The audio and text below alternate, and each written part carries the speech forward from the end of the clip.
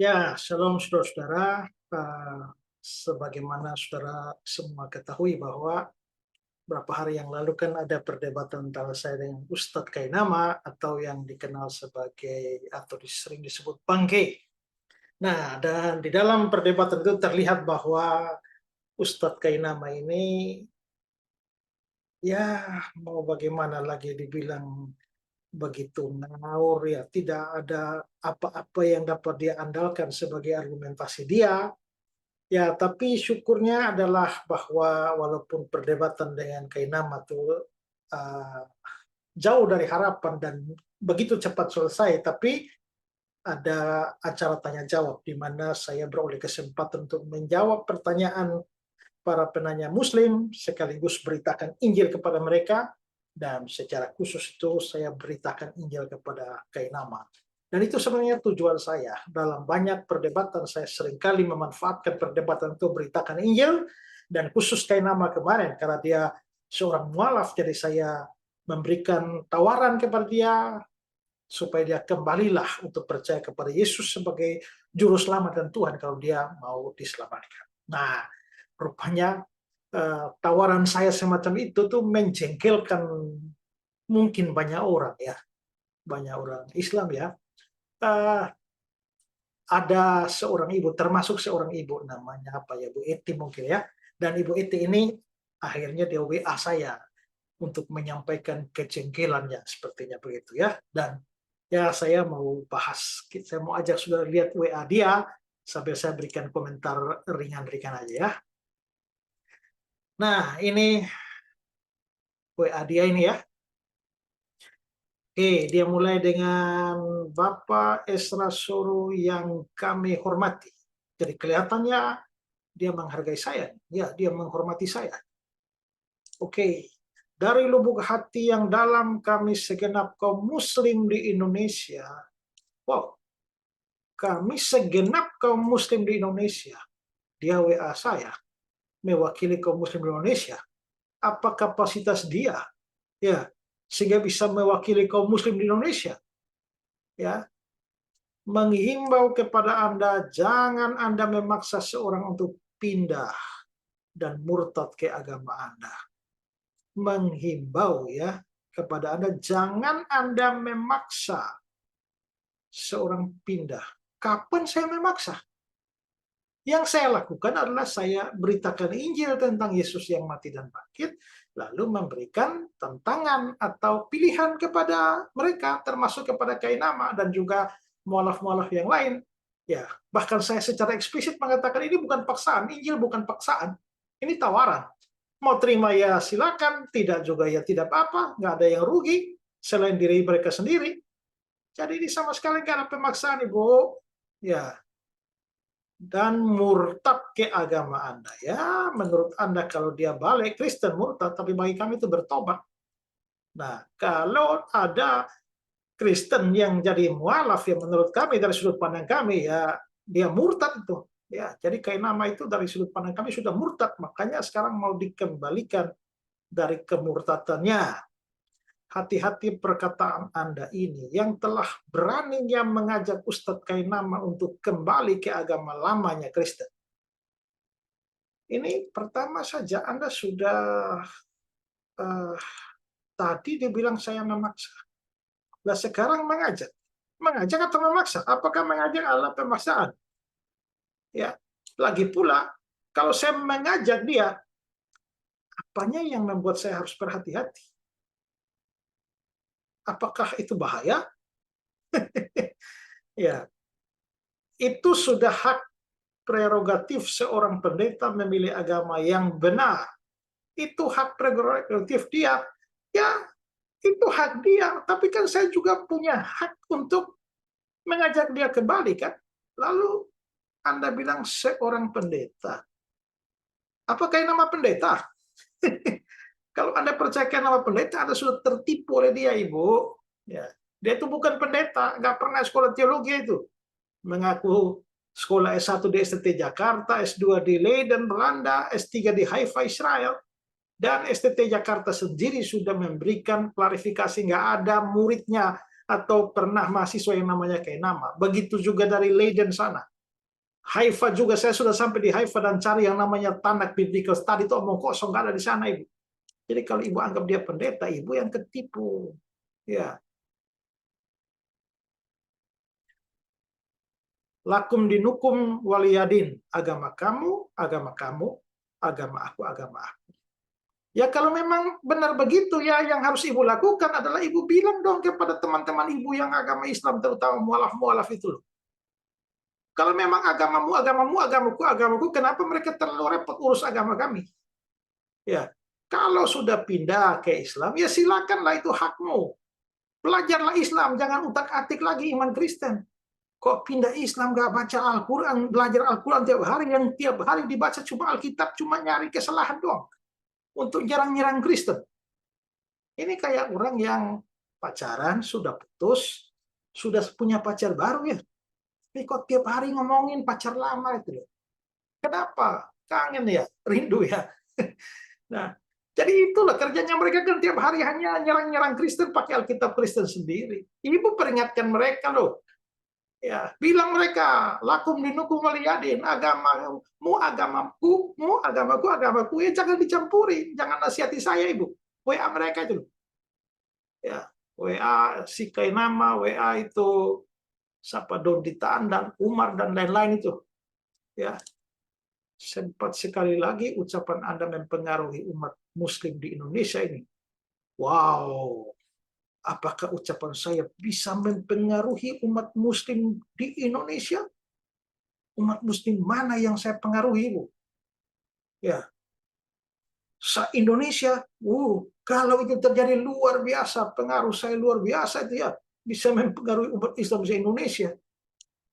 Ibunya ada-ada saja. Untuk memeluk agama Anda, kami di daerah tidak segan-segan mencari Anda. Wow, cari saya untuk apa, Ibu? Cari saya untuk apa? Mau ajak ngopi kah? Atau ngajak debat kah? Atau mau bunuh saya kah? Atau bagaimana? Wah, ini kayak bernada-nada ancaman ini ya. Ibu, saya bisa tampilkan nomor Ibu di sini ya, dengan foto Ibu sekalian ya. Tapi saya simpan WA Ibu ini ya. Kalau ada apa-apa dengan saya, ini bisa saya pakai nih ya. Karena sudah ada indikasi awal ini mau mencari saya ini. Ibu. Kalau Anda ingin diakui pengikut Yesus atau Nabi Isa Al-Masih, lebih baik Anda bersyahadat Islam. Wah, Anda itu kalau mau menawar saya, Anda harus punya sesuatu yang lebih baik dari kekristenan. Kekristenan itu punya keyakinan, keselamatan, punya juru selamat, punya penebus orang berdosa seperti saya. Nah, kalau Anda mau menawarkan agama Anda pada saya, pastikanlah bahwa agama Anda lebih baik dari saya. Apakah agama Anda bisa memberikan kepastian keselamatan kepada saya? Haruskah saya membuang kepastian yang ada pada saya di dalam kekristenan ini, lalu menggantinya dengan mudah-mudahan kemungkinan besar? Semoga, insya Allah. Ibu, kalau Ibu saja belum pasti dengan keselamatan Ibu, jangan tawarkan sesuatu yang tidak pasti kepada saya. Saya menawarkan wajar karena saya punya kepastiannya. Ya, carilah agama yang paling benar. Lah Ibu kira agama Ibu paling benar? Karena seluruh kitab para nabi mulai dari Taurat, Zabur, Injil diturunkan kepada Nabi Isa Al-Masih, menerangkan akan datang nabi di akhir zaman yang bernama Muhammad SAW. Wow. Nah, Ibu tahu dari mana? Ya, tidak ada di dalam Taurat, Mazmur, Injil itu tentang Nabi Muhammad. Kalian saja yang suka-suka mencari-cari, nggak tahu kenapa. Ya, suka membaca Alkitab kami lalu memaksa-maksakan Nabi kalian masuk dalam Alkitab kami loh. Ayat-ayat Alkitab kami diperkosa dan dipaksa untuk menyisipkan nabimu masuk ke dalam Alkitab kami. Kalian nggak malu kah? Ya. Bahkan ada lagi yang begitu tololnya menggunakan Kidung Agung 5 ayat 16. Hanya karena di sana ada kata Mahmadim ditarik, diulur, diurai sedemikian sampai Mahmadim menjadi Muhammad, lalu Ahmad, lalu Muhammad, lalu berkesimpulan bahwa Nabi kalian ada di dalam kitab Kidung Agung 5 ayat 16. Saya pikir-pikir lucu ya. Sekian lama kalian suka mengolok-olok kitab Kidung Agung sebagai kitab porno. Kok sekarang nggak malu? Mencari Nabi kalian di dalam kitab porno itu. Ya. Ada banyak baingau yang model kayak begitu, yang mualaf-mualaf tidak jelas, otak sepotong itu loh. Belajar Alkitab tidak benar, sampai jadi mualaf, lalu mulai memaksa-maksa nabi kalian masuk ke dalam Alkitab kami. Itu kayak si siapa itu juga itu, eh, siapa itu yang kemarin bertanya itu waktu acara debat terakhir yang bilang Maria Magdalena, ibu Yesus tuh, bilang bahwa Anisa ada di dalam Injil Yohanes. Surat Anisa itu tentang Yesus tidak mati itu loh. Ada di dalam Injil Yohanes. Lucu amat itu loh. Kok suka sekali mencari pembenaran agama kalian di dalam kitab suci kami? Ya. Jadi omong kosong, ada nabimu di dalam Alkitab kami. Ya. Beliaulah nabi yang menyempurnakan kitab-kitab terdahulu. Dan Nabi Isa Al-Masih kelak di kiamat akan diturunkan Allah untuk melanjutkan syariat Nabi Muhammad. Bersetan dengan omongan teori omong kosong Anda ini. Membunuh Dajjal, Yajuj, Majuj, dan orang kafir. Dan beliau akan diturunkan pangkatnya sebagai manusia biasa. Turunkan pangkatnya sebagai manusia biasa. Memang pangkatnya sebelumnya apa? Ya, bukan sebagai Tuhan di Kristen. Lah kalau dia bukan Tuhan, ya nggak perlu diturunkan pangkatnya. Ya, kalau bisa diturunkan artinya yang tadi bukan manusia biasa. Ibu ini ngomong nggak pakai otak ini. Ya, dan nabi di kalangan umat muslim, karena fase kenabian Isa Al-Masih dan fase ketuhanannya sudah habis, masa akhirnya di akhir zaman. Wah, ketuhanan pakai fase. Ibu ini bikin lucu aja ya. Fase ketuhanan loh. Ya, Tuhan pakai periode ya Ibu ya. Apabila di dalam suatu Alkitab agama yang lain tidak ada menerangkan tanda-tanda Nabi Muhammad yang akan datang, maka kitab Anda, kitab agama itu karangan manusia, bukan wahyu mujizat dari Allah. Astaga, Ibu percaya diri banget loh ya. Memang nggak ada kok. Ya. Dan kalau memang Alkitab saya bukan firman Allahmu ya, nggak apa-apa loh. Ya, Alkitab itu firman Allah kami, bukan Allahmu. Ya. Dan orang yang tidak beriman selain kepada Nabi Muhammad berarti dia telah menjadi sesat dan nyata. Ya, itu kan omongan kita. Ya. Atau dalam Alkitab ciri-ciri domba yang tersesat. Paham itu Esra Soro? Ya, saya nggak paham otaknya Ibu, jalannya pikiran Ibu kok ya. Di Alkitab Matius pasal 25 itu bagi dua. Orang yang percaya Yesus itu disebut domba, orang tidak percaya Yesus itu disebut kambing. Ya. Jadi kami yang percaya Yesus itu adalah domba. Ya, kalau kalian yang tidak percaya Yesus kambing dulu. Hai pendeta, Anda berkuar-kuar kepada guru kami Ustadz Yahya Waluni dan Ustadz Kainama. Astagfirullah. Si Yahya Waluni dan Kainama kamu anggap guru. Sebodoh itu guru. Lah kalau gurunya aja bodoh kayak begitu, bagaimana dengan kalian muridnya? Pantas saja Ibu. Makanya Ibu ngomong dari atas tuh nggak jelas semua itu. Karena gurunya saja fatal, gurunya saja parah itu. Ya, mendingan Anda syahadat. Ibu, saya kan sudah bilang di atas toh ya. Ya, kalau Anda tidak punya sesuatu yang begitu spesial ditawarkan kepada saya, ya ngapain saya ikut? Dan aneh ya, bahwa sekarang Anda tawarkan saya mendingan Anda syahadat. Nah, kalau saya menawarkan kekristenan kepada Kainama, Anda marah. Dan merasa bahwa, wah itu marah-marah mau cari saya lagi. Ya, merasa bahwa saya melakukan sesuatu yang salah. Tapi waktu Anda menawarkan saya, mendingan Anda syahadat. Kok Anda nggak merasa salah? Kalau memang agamamu, agamaku, dan aku tidak boleh menawarkan kekristenan atau Yesus Kristus kepada Kainama, lalu mengapa Anda menawarkan saya untuk syahadat?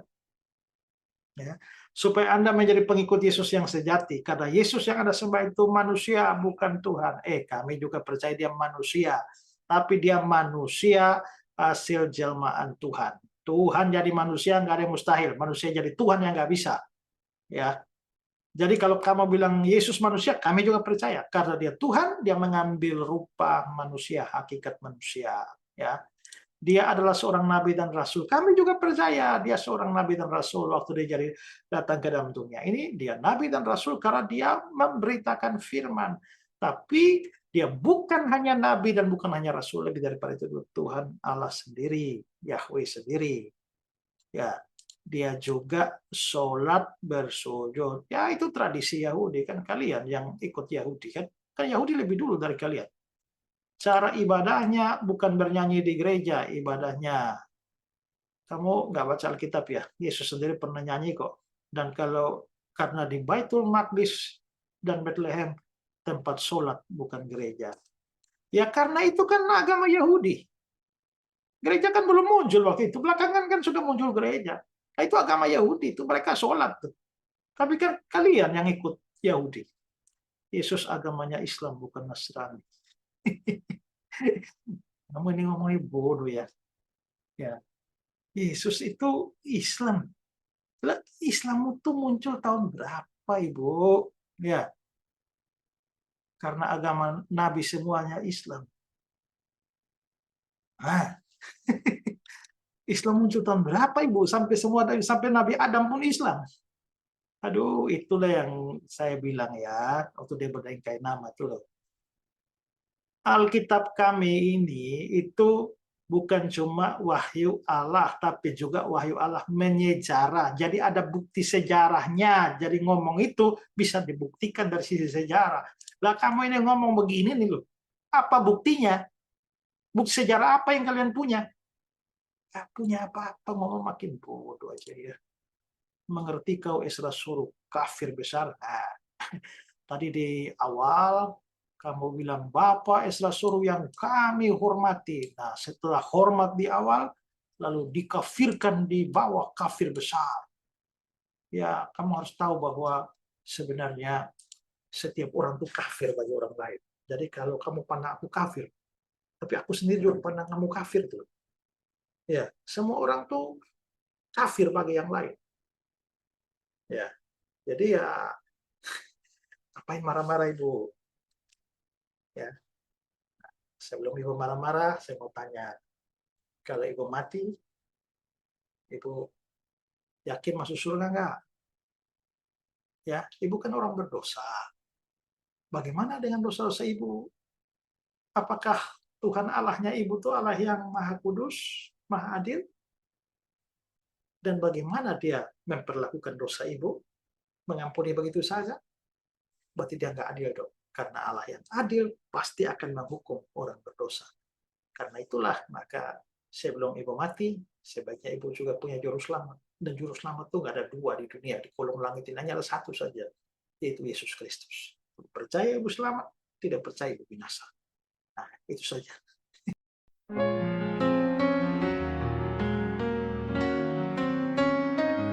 Janganlah hendaknya kamu khawatir tentang apapun juga. Nyatakanlah dalam segala hal keinginanmu kepada Tuhan dalam doa dan permohonan dengan ucapan syukur. Segala perkara dapat kita tanggung di dalam Dia yang memberi kita kekuatan. Bersukacitalah senantiasa dalam Tuhan. Sekali lagi ku katakan, bersukacitalah. Tuhan kita akan memenuhi segala keperluanmu menurut kekayaan dan kemuliaannya dalam Kristus Yesus. Dimuliakanlah Allah dan Bapa kita selama-lamanya. Amin. Segala perkara dapat kita tanggung di dalam Dia yang memberi kita kekuatan. Bersukacitalah senantiasa dalam Tuhan. Sekali Sekali lagi ku katakan, bersukacitalah. Tuhan kita akan memenuhi segala keperluanmu menurut kekayaan dan kemuliaannya dalam Kristus Yesus. Dimuliakanlah Allah dan Bapa kita selama-lamanya. Amin. Segala perkara dapat kita tanggung di dalam Dia yang memberi kekuatan. Bersukacitalah senantiasa dalam Tuhan. Sekali lagi ku katakan, bersukacitalah.